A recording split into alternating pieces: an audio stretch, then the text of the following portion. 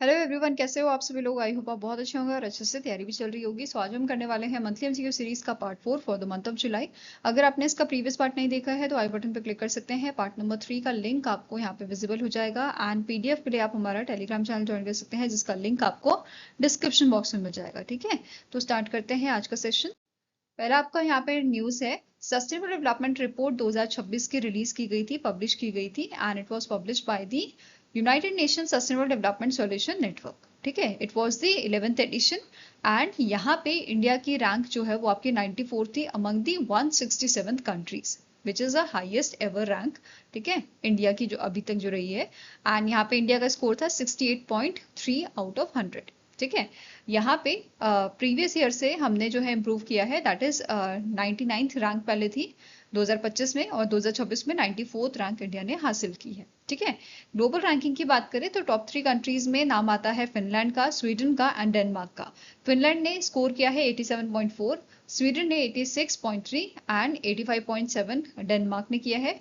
Then Norway 4th number पे आपका रहा था और 5th नंबर पे जर्मनी रहा था। वहीं पे यहाँ पे अगर हम बात करें लोएस्ट रैंकिंग की तो 163rd नंबर पे आपका यमन रहा था। ठीक है, लोएस्ट 5 की बात करें तो 164th पे सोमालिया, 165th पे आपका चैड, 166 पे central African Republic and 167th में लोएस्ट रैंक सबसे थी आपकी सबसे लोएस्ट थी साउथ सूडान की। ठीक है, इसके अलावा इस इंडेक्स की बात करें तो यहाँ पे 0 से 100 का जो है आपका स्केल रहता है जिसमें बेसिकली एसडीजी परफॉर्मेंस जो होती है उसको मापा जाता है। ठीक है, और जो स्कोर है ये आउट ऑफ हमें 100 दिए गए हैं तो बेसिकली यहाँ पे जो स्कोरिंग है वो आपके 0 से 100 के बीच में दी जाती है। ठीक है, it features improved indicators, radio active ranking updates, expanded global assessment. Right, purpose क्या है, ट्रैक करना प्रोग्रेस हमारे 17 सस्टेनेबल डेवलपमेंट गोल्स की जो हमने 2015 में अडॉप्ट किए थे अंडर दी 2030 एजेंडा।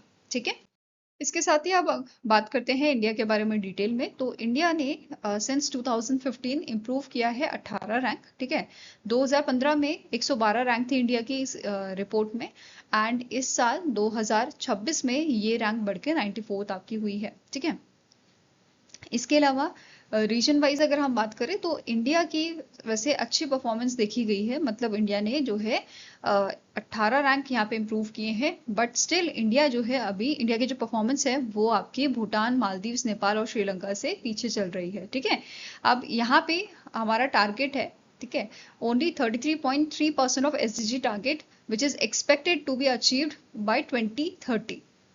इसके अलावा यहाँ पे जो चैलेंजेस हम फेस कर रहे हैं, ठीक है, हम बेसिकली स्ट्रगल कर रहे हैं 13 सस्टेनेबल डेवलपमेंट गोल्स में आउट ऑफ 17, स्पेशली जिसमें zero hunger, health, gender equality, sustainable cities, climate action and governance आपका शामिल है। वहीं पे जीरो हंगर की बात करें तो यहाँ पे बिगेस्ट कंसर्न आपका देखा जाता है चाइल्ड स्टैंडिंग में, wasting, under nourishment, rising obesity में। राइट, इसके अलावा पॉजिटिव ये रिजल्ट्स की बात करें तो पॉजिटिव डेवलपमेंट हमें देखने को मिला है एसडीजी 7 में which is electricity access and SDG 9 which is digital connectivity. Okay, इसके अलावा ग्लोबल सस्टेनेबल डेवलपमेंट परफॉर्मेंस की बात करें तो कोई भी यहाँ पे हमारा जो सस्टेनेबल डेवलपमेंट गोल है वो ट्रैक पे नहीं चल रहा है जो अचीव होने वाला है which is to be achieve by 2030। ठीक है, 2030 का जिसका टारगेट है वो हम अचीव अभी तक, मतलब ग्लोबल लेवल पे भी ये चीज अभी ढंग से नहीं हो रही जिसकी वजह से हम टारगेट जो है वो अपना अचीव नहीं कर पाएंगे as per this report. Right, only 16% of the global target progressing at the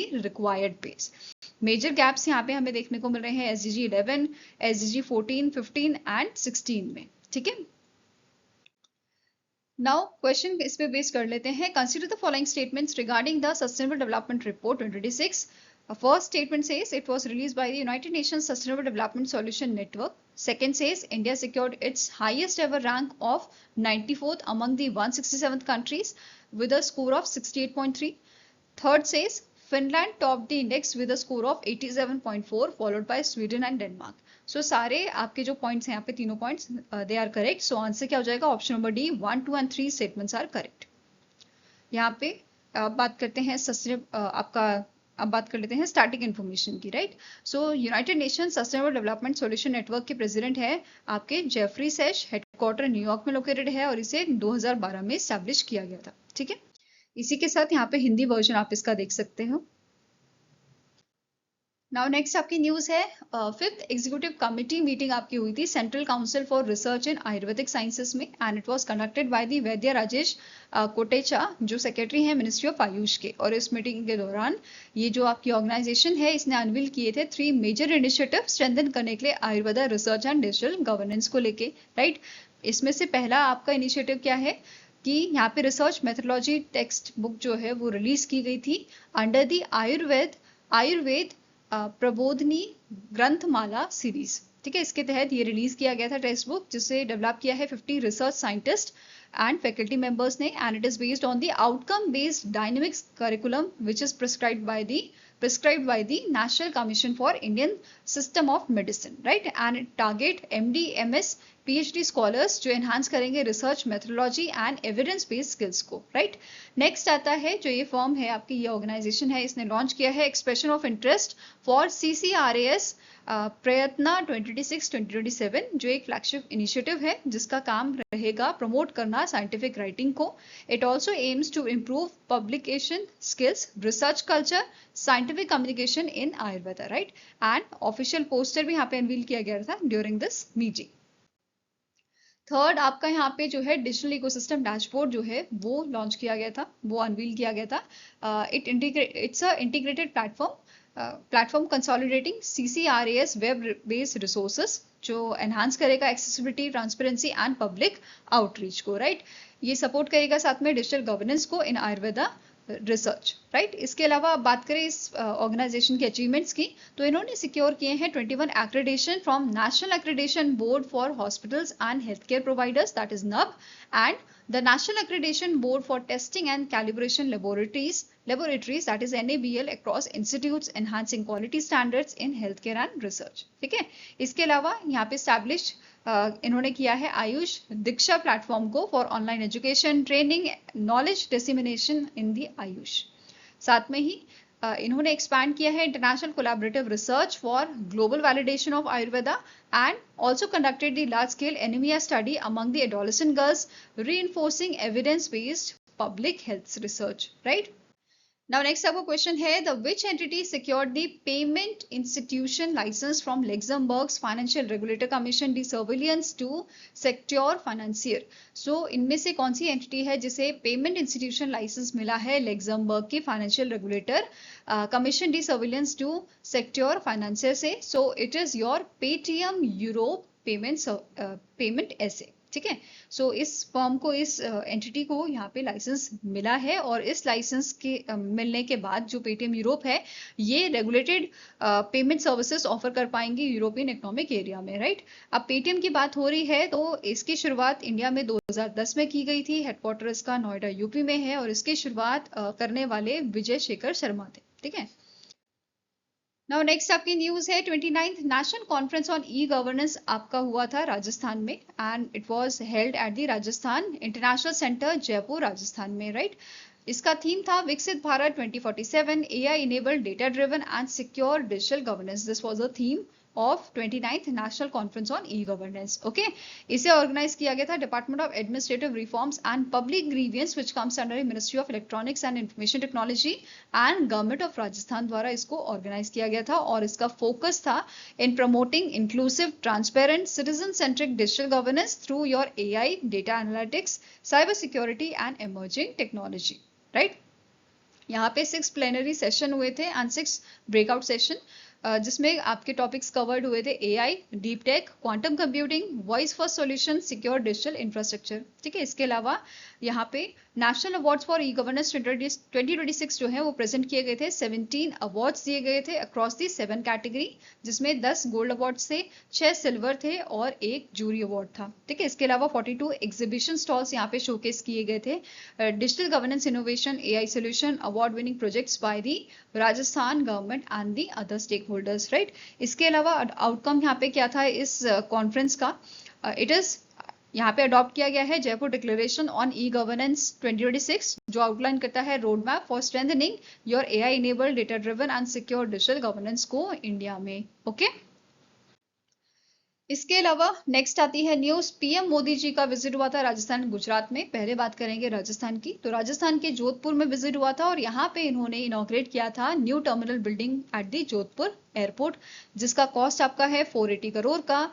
area है 23,000 स्क्वायर मीटर। कैपेसिटी इसकी है 20 lakh passengers annually, right. Next आपका यहाँ पे प्रोजेक्ट है मॉडिफाइड उड़ान स्कीम, जो लॉन्च की गई थी यहाँ पे। It is approved in March 2026 with 28,840 crore, और इसका जो टेन्योर रहेगा ओवर 10 इयर्स का रहेगा आपका, ठीक है। इसके तहत यहाँ पे एक्सपैंड किया जाएगा, एक्सपेंशन किया जाएगा 100 एयरडोम्स का from unserved air strips, right. और इसके लिए कॉस्ट है 12,159 करोड़ की। वहीं पे यहाँ पे ऑपरेशंस एंड मेंटेनेंस जो है इसको भी सपोर्ट किया जाएगा with a cost of 2,577 crore, right. 200 modern helipads जो हैं ये डेवलप किए जाएंगे and they will continue viability gap funding of ₹10,043 crore to sustain regional airline operations, right. इसके अलावा इनका विजिट हुआ था आपका बलोत्रा में, और यहाँ पे इन्होंने इनॉग्रेट किए थे projects worth 1.06 lakh crore in your energy, aviation, rail, road, metro and water sectors में, ठीक है। इसके अलावा यहाँ पे इन्होंने जो है इंडिया का पहला ग्रीनफील्ड रिफाइनरी कम पेट्रोकेमिकल कॉम्प्लेक्स जो है वो यहाँ पे इन्होंने जो है इनॉग्रेट किया था, ठीक है। ये लोकेशन आपकी यहाँ पे इसकी थी पंचपद्रा, बलोत्रा, राजस्थान में। और यहाँ पे ये जो आपका ग्रीनफील्ड रिफाइनरी कम पेट्रोकेमिकल कॉम्प्लेक्स है ये बेसिकली जॉइंट वेंचर है HPCL प्लस राजस्थान गवर्नमेंट का, और इसके लिए इन्वेस्टमेंट आपकी 79,450 करोड़ की रखी गई थी। इसके अलावा कैपेसिटी की बात करें तो it is 9 million metric tons per annum refinery plus 2.4 million metric tons per annum petrochemical, ठीक है। इसके अलावा नेक्स्ट आता है आपका फाउंडेशन स्टोन रखा गया था जयपुर मेट्रो फेज सेकंड का, कॉस्ट इसकी है 13,000 प्लस करोड़। कॉरिडोर इसका रहेगा आपका 41 किलोमीटर्स का, 36 स्टेशन रहेंगे, और ये Sitapura and Vishwakarma industrial area को कनेक्ट करेगा, ठीक है, लिंक करेगा। कंप्लीशन इसका 5 इयर्स में होगा, और ये आपका 7 पैकेजेस में डिवाइड किया गया है, ठीक है। इसके अलावा इनॉग्रेट किया गया था सोलर एनर्जी प्रोजेक्ट्स को। ये आपका NHPC का 300 मेगावाट का करनिसार सोलर प्लांट आपका है, ठीक है, बीकानेर में। ये यूज करेगा 7.75 lakh locally produce PV cells को, and it will generate approximately 75 crore units annually, ठीक है। और इन्होंने यहाँ पे डेडिकेट किया था आपका SJVN का 1000 मेगावाट बीकानेर सोलर प्रोजेक्ट्स को, जिसकी कॉस्ट 5,500 करोड़ की आपकी है, ठीक है।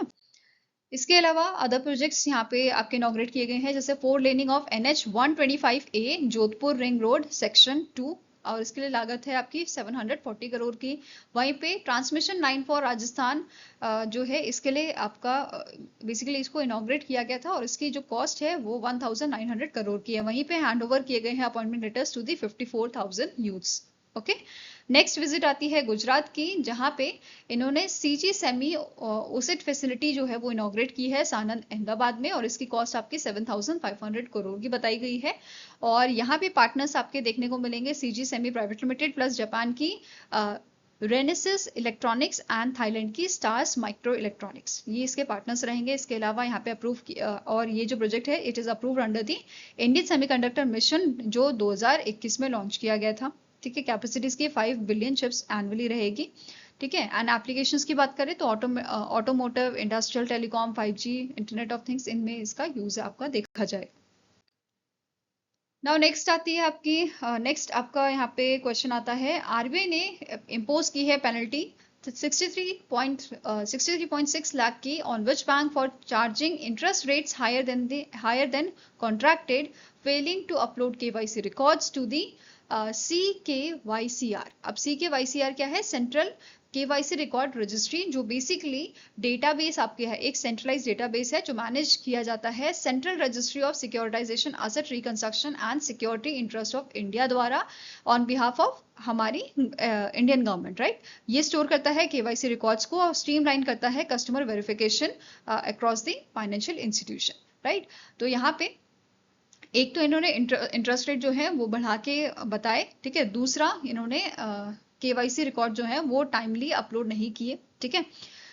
एंड तीसरा यहाँ पे रीजन है non compliance with the fair practices code for lenders. तो इन तीन रीजंस की वजह से बैंक ऑफ बड़ौदा पे आरबीआई द्वारा 63.6 लाख की पेनल्टी इंपोज की गई है, right. So answer is option number C. Next question आता है, एक और पेनल्टी का क्वेश्चन है। आरबीआई ने इंपोज किया है पेनल्टी 3.1 लाख की on which institution for deficiencies in compliance with the know your customer that is KYC guideline. So यहाँ पे अभी जीआईसी हाउसिंग फाइनेंस जो है इस पे पेनल्टी लगाई गई है 3.1 लाख की आरबीआई द्वारा, राइट।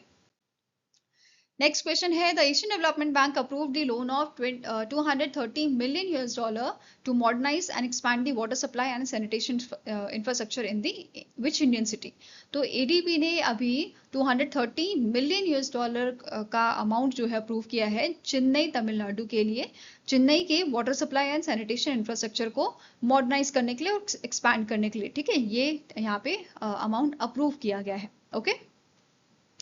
अब यहाँ पे ये प्रोजेक्ट का नाम क्या है आपका, Chennai urban water and sanitation modernisation project. Aim है इंप्रूव करना सेफ वाटर सप्लाई, सैनिटेशन को, service efficiency, climate resilience and public health को, और ये एड्रेस करेगा infrastructure gaps in Chennai urban water and sanitation system, right. इसका अलाइनमेंट है आपका with the Amrut scheme, Atal mission for regeneration and urban transformation 2.0 के साथ, और ये सपोर्ट करेगा अर्बन चैलेंज फंड को, ठीक है। इसके साथ ही it is a part of India's broader urban infrastructure modernisation initiative. इसके अलावा यहाँ पे इंफ्रास्ट्रक्चर कंपाउंड्स की बात करें तो यहाँ पे कंस्ट्रक्ट किया जाएगा 170 किलोमीटर्स की पाइपलाइन, अपग्रेड किया जाएगा 7 वाटर पंपिंग स्टेशंस को, and it will modernise the 38 sewer pumping station, और साथ में ये यूज करेंगे performance based contracts to ensure efficiency and sustainability, right. इसके अलावा नेक्स्ट आपका यहाँ पे चीज आती है रिंग मैन वाटर सिस्टम की। तो पहली बार चेन्नई जो है वो पहली सिटी बनेगा, इंडियन सिटी, जो इंप्लीमेंट करेगा comprehensive ring man water distribution system को, ठीक है। ये क्लोज लूप डिजाइन है जो मेंटेन करता है uniform water pressure across the city, ठीक है। इसके साथ ही इंश्योर करेगा रिलायबल एंड इक्विटेबल सप्लाई, जो एनहांस करेगा resilience during the disaster and service disruptions को। इसके अलावा नेक्स्ट पॉइंट आता है रियल टाइम मॉनिटरिंग यहाँ पे की जाएगी एंड डेटा ड्रिवन सिस्टम्स यहाँ पे यूज किए जाएंगे, ठीक है। ये इम्प्रूव करेगा कस्टमर सर्विस को, it will also enhance the technology, it will also it will यहाँ पे हम जो है यूज करेंगे एडवांस टेक्नोलॉजी का to replace the hazardous manual sewer inspection को, राइट। एंड साथ में ही यहाँ पे फास्टर ब्लॉकेज डिटेक्शन किया जा सकेगा for the improved safety and efficiency, right. Next आपकी न्यूज आती है, इंटरनेशनल टेलीकम्युनिकेशन यूनियन ने लॉन्च किया है AI for good global commission in Geneva Switzerland, right. और यहाँ पे इसके मेंबरशिप की बात करूँ तो 44 फाउंडिंग मेंबर्स यहाँ पे आपके थे, which includes the head of state, UN agencies and global industry leader, ठीक है। कमीशन ऑब्जेक्टिव यहाँ पे था कमीशन का इंश्योर करना AI is used as force for global good, ठीक है। मतलब जो पूरा हमारा विश्व है उसके अच्छे के लिए AI का यूज किया जाए, स्ट्रेंथन करे जो ट्रस्ट को in the AI system and to expand access and promote equitable digital inclusion, and ये एड्रेस करे inequality caused by the digital divide, right. Leadership की बात करें तो यहाँ पे को चेयर आपके थे पॉल कगामे जो प्रेसिडेंट है रवांडा के, एंड मार्क बेनियोफ जो चेयर एंड CEO है सेल्स फोर्स के, राइट। इसके वाइस चेयर आपके थे Doreen Bogdan Martin ITU secretary general जो हैं, और अदर मेंबर्स आपके यहाँ पे थे Jensen Huang, Brad Smith, Andy Jassy, Julie Sweet and doctor Ngozi Okonjo Iweala जो DG हैं WTO के, राइट। इसके अलावा यहाँ पे फोकस किया गया था 3 पिलर्स पे, AI trust, responsible and safe AI deployment, AI access, expand करना डिजिटल इंफ्रास्ट्रक्चर एंड इंक्लूजन को, और AI impact using AI to solve real world global challenge, right.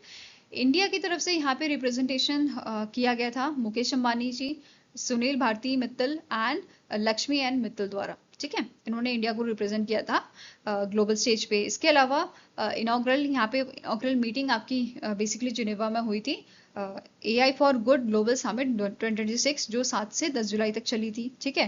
And it coincide with the global dialogue on AI governance जो 6 से 7 जुलाई को हुआ था, and WSIS forum 2026 जो 6 से 10 जुलाई तक आपका चला था, ठीक है। इसके अलावा ITU की बात करें, इसके सेक्रेटरी जनरल है डॉरिन बॉगडन मार्टिन, हेडक्वार्टर जिनेवा स्विट्जरलैंड में लोकेटेड है, और इसे 1865 में आपका स्टैब्लिश किया गया था। नाउ नेक्स्ट आपका क्वेश्चन आता है, Air India recently sign an MOU with which company in Mumbai Maharashtra to explore collaboration in the maintenance repair and overall sector aiming strengthen India's position as a global aviation MRO hub. तो Air India ने recently sign किया है agreement MOU with a Sai engineering company. ठीक है, इसके साथ ये agreement इनका साइन हुआ है एंड यहाँ पे कैंपेल विल्सन जो एयर इंडिया के आपके एमडी एंड सीईओ हैं, इन्होंने ये अग्रीमेंट साइन किया था with the CEO Chin Yao Siow. Next question है, the Vijay road map unveil by the chief of army staff general Dhiraj Seth for the modernisation of Indian army, the acronym Vijay stands for. तो recently 31st chief of army staff बने हैं general Dhiraj सेठ। ठीक है, और इन्होंने अभी एक विजय रोड मैप लॉन्च किया है। विजय का फुल फॉर्म आपका है विजाइलेंस, इनोवेशन, जॉइंटनेस एंड इंटीग्रेशन, आत्मनिर्भरता, योद्धा फर्स्ट। ठीक है, सो ये इसका फुल फॉर्म है, इसके बारे में डिटेल में देखते हैं। इसका जो रोड मैप है, इसका मेन ऑब्जेक्टिव है क्रिएट करना digitise multi domain capable force को। It will also enhance operational efficiency across all commands and promote self reliance in the defence technology. ये स्ट्रेंथन करेगा joint operation and national integration को, right. It will also focus on soldier welfare and skill development. Now साथ में note करना है, जैसे कि मैंने आपको बताया, जनरल धीरज सेठ जो है, इन्होंने अज्यूम किया है charge 31st chief of army staff का ऑफ इंडियन आर्मी। ठीक है, साथ में इन्होंने अनवील किया था विजय रोड मैप को, जो अभी हमने डिस्कस किया। ठीक है, to build a technology driven future ready force, right. और ये जो रोड मैप है, it is align with the ministry of defence decade of transformation 2023-2032। ठीक है, विजय फ्रेमवर्क की बात करें तो वी स्टैंड्स फॉर विजिलेंस, जो स्ट्रेंथन करता है border security and countering emerging threats. I stands for innovation and transformation, driving doctrinal and technological innovation for algorithmic warfare. J stands for jointness and integration, seamless synergy with Indian Army, Indian Air Force, Indian Navy plus military civil fusion under the whole of nation approach achieve करने के लिए विकसित Bharat 2047। A says Atmanirbharta, building a self-reliance army through the indigenous technologies and capabilities. Y stands for Yuddha first, prioritizing human capital development, जो advanced ठीक है, human capital development, advanced training, tech skills and warfare for Agniveer veterans and Veer नारीज। Now next आपकी news आती है, strategic road map for making Ayurveda global report recently NITI Aayog द्वारा release किया गया है and it was launch by the doctor Ashok Kumar Lahiri, जो vice president है नीति आयोग के। ठीक है, यहाँ पे बताया गया है कि एक्सपोर्ट जो है आपका बेसिकली आयुर्वेदा का, वो 2014 में 1.09 बिलियन यूएस डॉलर था। अब ये ग्रो होके आपका 2023 में कितना बताया गया है, 2.16 बिलियन यूएस डॉलर पहुंच गया है। ठीक है, एंड अप्रोक्सीमेटली 150 कंट्रीज में एक्सपोर्ट किया जा रहा है। ठीक है, इसके अलावा रिकॉग्निशन की बात करें तो यहाँ पे ऑफिशियली रिकॉग्नाइज किया गया था अप्रोक्सीमेटली 30 कंट्रीज को, including WHO's ICD 11 module 2 for the traditional medicine, right. इसके अलावा Ayurveda global road map release किया गया था ट्रांसफॉर्म करने के लिए आयुर्वेदा को into a globally recognise evidence based health care system by 2047, right. इसमें इंक्लूडेड है आपका स्ट्रेंथन करना research, regulation, education, export and collaboration को इंटीग्रेट करना आयुर्वेदा को 20 नेशनल हेल्थ सिस्टम में 2047 तक। इसके अलावा एक्सपैंड करना इंश्योरेंस कवरेज को टू दी 10 कंट्रीज, स्टैब्लिश करना global Ayurveda register under the national commission for Indian system of medicine. इसके अलावा नेक्स्ट पॉइंट क्या बोल रहा है, the health division of NITI Aayog conducted the study with price waterhouse cooper using stakeholders consultation, global benchmarking and evidence based analysis, access करने के लिए opportunities and challenges को in globalising your Ayurveda, right. Frameworks की बात करें तो ये 3 pillars पे आपका बेस्ड है। ठीक है, इस फ्रेमवर्क में 3 पिलर्स हैं, availability, workforce, export, research and development, education. ठीक है, इसके अलावा नेक्स्ट आता है accessibility, regulation, insurance, collaboration, adaptability. Third says propagation, branding, visibility, medical value, travels, global engagement, ये सारी चीजें इसमें आ जाती हैं। इसके अलावा इसका इम्प्लीमेंटेशन 3 पार्ट में होगा, short term up to 2029, medium term 20 up to 2035 and long term up to 2047। इसके लिए रिकमेंडेशंस की बात करें तो रिकमेंडेशन क्या है, क्रिएट करना ग्लोबल इंफॉर्मेशन पोर्टल, एस्टैब्लिश करना mutual recognition and arrangements with G20 BRICS ASEAN nations. It includes Ayurveda in international medical curricula, include करना आयुर्वेद को in international medical curricula and develop करना 10 सेंटर ऑफ एक्सीलेंस, राइट। इसके अलावा यहाँ पे जो ये रिपोर्ट है इसको यहाँ पे इस रिपोर्ट में कंपेयर किया गया है आयुर्वेद को with traditional Chinese medicine and जो ये ट्रेडिशनल चाइनीज मेडिसिन है ये global it's a global expansion driven by the state support, research and development funding and your global standard diplomacy, right? और आयुर्वेदा यहाँ पे क्या बोला गया है, Ayurveda road map seeks to replicate similar success, जैसे ट्रेडिशनल चाइनीज मेडिसिन को मिली है वैसे ही सक्सेस इंडिया की आयुर्वेदा को भी मिले through the structured international engagement, right. Now next question है द अमृत पान अभियान launch state wise by the Gujarat government on the occasion of national doctors day, जो 1 जुलाई को हमने ऑब्जर्व किया था, इज प्राइमरली एम्ड एट। तो गुजरात गवर्नमेंट ने रिसेंटली 2 आपके कैंपेन लॉन्च किए थे, जिसमें से पहला आपका है अमृत पान अभियान और ये फोकस करता है on improving the maternal and child health through the awareness and nutrition, ठीक है। तो इसका ये मेन फोकस है। इसके अलावा नमो स्वच्छता अभियान जो है वो भी यहाँ पे आपका लॉन्च किया गया था, क्लीनलीनेस ड्राइव 1 से 7 जुलाई तक ये चला था across 11,935 government hospitals and health care institution in the state. And इसके तहत यहाँ पे कुछ एक्टिविटीज आपकी करी गई हैं, जैसे डिस्कार्ड किया गया है ओल्ड फर्नीचर को, रिमूव किया गया है absolute medical equipments and clearing unnecessary records, right. Now next is through its overseas arm BPRL Ventures BV Bharat petroleum corporation limited, इन्होंने एक्वायर किया है कुछ person stakes in a Videocon energy Brazil limited में, in IBV Brazil petroleo limited to make it wholly own subsidy. तो अभी यहाँ पे BPCL जो है भारत पेट्रोलियम कॉर्पोरेशन लिमिटेड जो है, इन्होंने 34.6% के स्टेक यहाँ पे एक्वायर किए हैं वीडियोकॉन एनर्जी ब्राजील लिमिटेड में, राइट।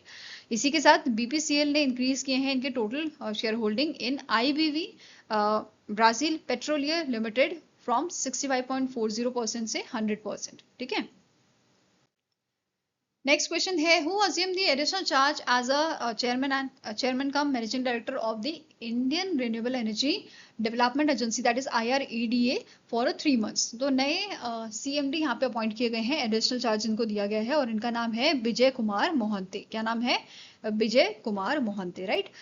इन्हें जो है इफेक्ट इनका जो अपॉइंटमेंट है वो इफेक्ट में आया 1 जुलाई 2026 से, ठीक है। इनसे पहले इस पोजीशन पे प्रदीप कुमार दास थे, ठीक है। 30 जून तक इन्होंने सर्व किया था। और इसके अलावा विजय कुमार मोहंती की बात करें तो इन्होंने सर्व किया है board of IREDA global green energy finance IFSC limited में, ठीक है। Now next आपका क्वेश्चन है who assumed charge as a 51st Vice Chief of Air Staff of Indian Air Force in 2026। So recently 51st Vice Chief of Air Staff बने हैं आपके air marshal Ashutosh Dixit, ठीक है। सो answer is option number D. अब इस position पे आने से पहले इन्होंने सर्व किया है as a chief of integrated defence staff 1 मई 2025 से 30 जून 2026 को, और 1 जुलाई से ये 51st vice chief of air staff बनाए गए हैं, ठीक है। एंड इन्होंने सक्सीड किया है एयर मार्शल नागेश कपूर को, right. Next is the US-India Strategic Partnership Forum presented the 2026 Leadership Award to which Indian business leaders? So US-India Strategic Partnership Forum ने आपका 2026 का लीडरशिप अवार्ड दिया है टू दी सुनील भारती मित्तल, ठीक है। Answer is option number A. Sunil Bharti Mittal आपके founder and chairman है भारतीय एंटरप्राइजेस लिमिटेड के, और इन्हें यह अवार्ड दिया गया है at the 9th leadership summit जो वॉशिंगटन DC USA में हुआ था, और इसका थीम था अमेरिका एट 2050, एट दी 250। अब यहाँ पे सुनील भारती मित्तल जी का कंट्रीब्यूशन क्या था? इन्होंने ट्रांसफॉर्म किया है इंडिया के टेलीकम्युनिकेशन सेक्टर को, एक्सपैंड किया है digital connectivity in India. He fostered innovation and attracted international investment and built the diversified business group across the multiple sectors, और इन्हीं contributions की वजह से इनको ये अवार्ड दिया गया है। अब बात करें इस अवार्ड की, तो इसका पूरा नाम है US India strategic partnership forum global leadership award. Purpose इसका है रिकॉग्नाइज करना लीडर्स को in advancing strategic commercial and innovation driven partnership between India and USA, and it focus on the areas like technology, business expansion, bilateral trade facilitation, right। इसके अलावा other awardees यहाँ पे थे V Prem Watsa, chairman and CEO हैं Fairfax financial holdings के, Christopher T Calio chairman CEO हैं RTX corporation के, and they honored for strengthening India US strategic and commercial ties। Next question है, the ministry of steel recently granted mini Ratna category 1 status to which schedule A central public enterprises in 2026। So ministry of steel ने recently mini Ratna category 1 status grant किया है to the MECON India. ठीक है, MECON India को ये status दिया गया है एंड ये स्टेटस पाने के लिए जो एंटिटी है, आपकी जो फर्म है, उसको 3 साल लगातार जो है कंटिन्यूस प्रॉफिटेबल दिखाना होता है अपने को, राइट। और यहाँ पे बात करें मैकॉन लिमिटेड की, तो इसका नेटवर्थ अभी जो है एज ऑफ 31 मार्च 2026 ये देखने को मिला है 535.42 करोड़ का। एंड यहाँ पे अगर हम फाइनेंशियल ईयर 2024 की बात करें, यहाँ पे प्रॉफिट इन्होंने बताया था 77.62 करोड़ का। फाइनेंशियल ईयर 2025 में 32.08 करोड़ एंड फाइनेंशियल ईयर 2026 में इट शोज 104.53 करोड़ प्रॉफिट। ठीक है, प्रॉफिट बिफोर टैक्स यहाँ पे बताया गया है। इसके अलावा स्टैटिक इन्फॉर्मेशन भी देख लेते हैं मैकॉन लिमिटेड की। इसके सीएमडी हैं संजय कुमार वर्मा, हेडक्वार्टर रांची झारखंड में लोकेटेड है और इसे स्टैब्लिश किया गया था 1959 में। Now next question है, which company was granted the health insurance license by Insurance Regulatory and Development Authority of India, thereby becoming the 8th standalone health insurer in the India? So इनमें से कौन सी company है जिसको आपका R3 या final licence मिला है, health insurance licence इनको ग्रांट किया गया है IRDA द्वारा, और इसी के साथ ये 8वीं स्टैंडर्ड हेल्थ इंश्योरर बन जाती है इंडिया में। सो it is your prudential HCL health insurance. ठीक है, प्रूडेंशियल HCL हेल्थ इंश्योरेंस को हेल्थ इंश्योरेंस का लाइसेंस IRDA द्वारा रिसेंटली दिया गया है at the IRDA's 136th meeting, जो आपकी 29 जून को हुई थी। ठीक है, अब यहाँ पे बात करें प्रूडेंशियल HCL हेल्थ इंश्योरेंस की, तो ये जॉइंट वेंचर है आपका प्रूडेंशियल ग्रुप यूके का 70% स्टेक के साथ एंड HCL ग्रुप इंडिया का 30% स्टेक के साथ। ठीक है, लाइसेंस का प्रोसेस की बात करें, 3 यहाँ पे लाइसेंस आपके बेसिकली 3 स्टेजेस होती हैं, जैसे ऑपरेट करने के लिए standard health care insurer 3 licence लगते हैं। ठीक है, 3 अप्रूवल लगते हैं बेसिकली। R1 है assessment of promoters and business plan, दूसरा है verification of operational readiness and R3 है final certificate of registration which enables commencement of a insurance operation, right. Eligibility criteria की बात करें तो जो एंटिटी है, जो फर्म है, it must be Indian insurance company और लिमिटेड लायबिलिटी पार्टनरशिप जो रजिस्टर की गई है under the LLP act 2008। Minimum paid up equity capital इसकी आपकी 100 करोड़ की होनी चाहिए। यहाँ पे इन्हें सबमिट करना होगा 5 year operational and financial business plan and promoters, director and key management personnel जो होंगे they must meet IRDA's fit and proper criteria. ठीक है, तभी वो इस पोजीशन पे अपॉइंट किए जा सकेंगे। फाइन, आई होप गाइस आपको ये वीडियो पसंद आया हो। पसंद आया तो लाइक एंड शेयर जरूर कीजिएगा और हमारे साथ जुड़ने के लिए हमारे चैनल को सब्सक्राइब कीजिएगा। अगर आपके कुछ सजेशन है तो आप हमें मेल कर सकते हो benchmarkstudy007@gmail.com पे, या फिर आप हमें कमेंट सेक्शन में भी लिख सकते हैं। सो मिलेंगे ऐसे ही नेक्स्ट वीडियो के साथ। Till then take care, have a nice day and all the best for your preparations.